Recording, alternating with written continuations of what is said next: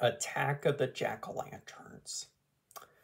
Let me just say, this was one of my favorite Goosebumps books and episodes as a kid.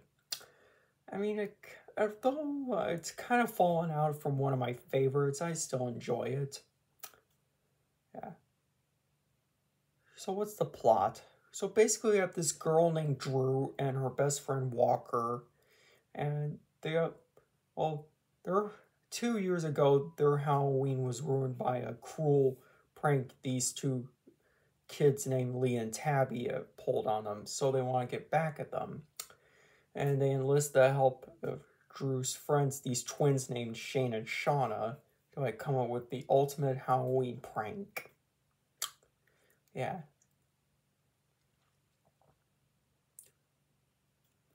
Well, and then Drew's mom tells Drew she doesn't want Drew going trick-or-treating because, well, 4 fat people have mysteriously disappeared. Foreshadowing. Yeah. And then,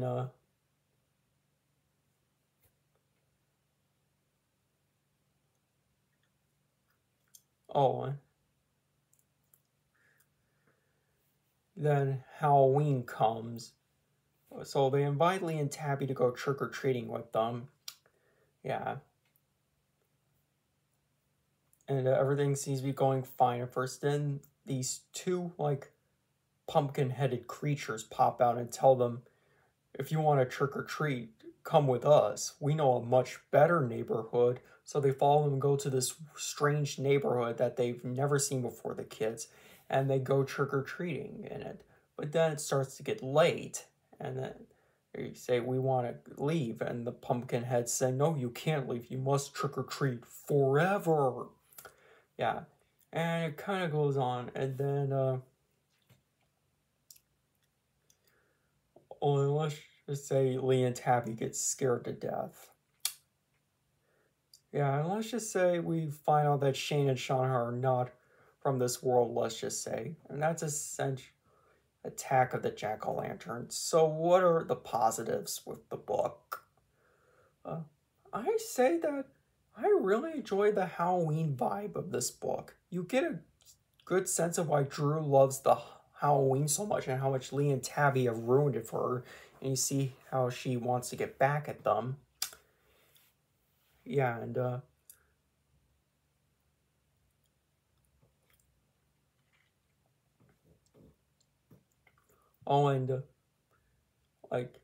and you have to applaud Stein for taking the most fun part about Halloween and turning it into a nightmare. I mean, seriously, Stein, good job.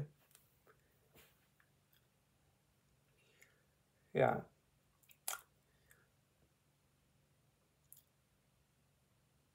Yes, I know I kind of sound like a broken record here, but the atmosphere, out of all the Goosebumps Halloween themed books, this one I say is probably the most Halloween themed. I mean, excluding the Haunted Mask and Haunted Mask 2. Yeah. I mean, those are great Halloween themed, but this one I think captures the spirit of Halloween the best out of the 4 Halloween themed books in the original 62. Yeah.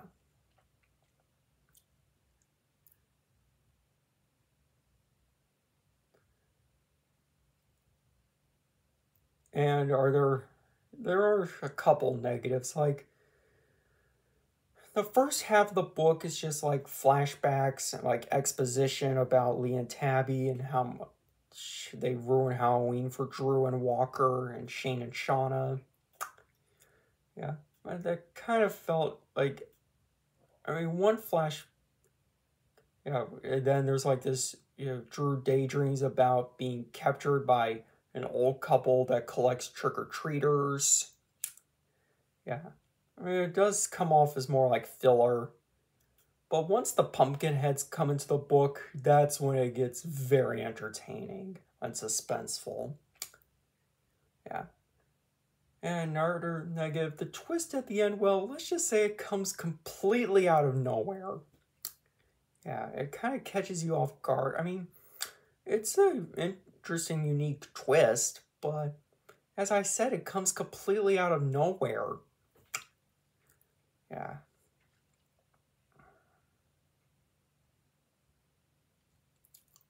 Oh, and the episode is just as good as the book, I say. Like, it also really does a good job of capturing the spirit of Halloween.